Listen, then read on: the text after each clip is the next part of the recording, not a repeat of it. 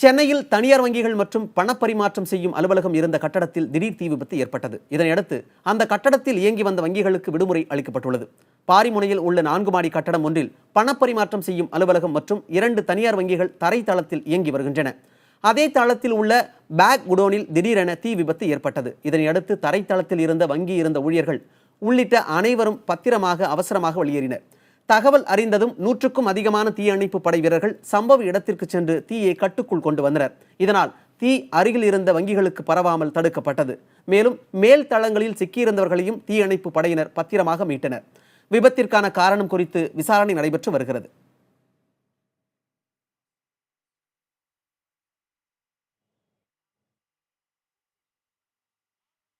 இமீடியட்டாக ஃபயரை பேஸ்மெண்ட்டில் மட்டும்தான் இருந்துச்சு. அதை கண்ட்ரோல் பண்ணிட்டோம். ஃபயரை கண்ட்ரோல் பண்ணிட்டு அந்த 3rd ஃப்ளோரில் இருந்த மொத்தம் 4 பெண்கள் 4 ஆண்கள் அவங்கள அந்த பிராண்டோ ஸ்கைல் விட்டு வழியாக 8 பேரையும் ரெஸ்கியூ பண்ணி இறக்கியாச்சு. அதே மாதிரி சர்ச்சு கம்ப்ளீட்டாக பண்ணிட்டோம். பேஸ்மெண்ட்டு, ஃபர்ஸ்ட் ஃப்ளோர், ஃபர்ஸ்ட்லேருந்து கிரவுண்ட் ஃப்ளோர், 3rd ஃப்ளோர் எல்லாத்தையும் சர்ச் பண்ணிட்டு யாரும் இல்லைங்கிறத இப்போ உறுதிப்படுத்தியாச்சு. So fire is under control. யாருக்கும் எந்த விதமான காயமோ அல்லது உயிரிழப்புகளோ இல்லை.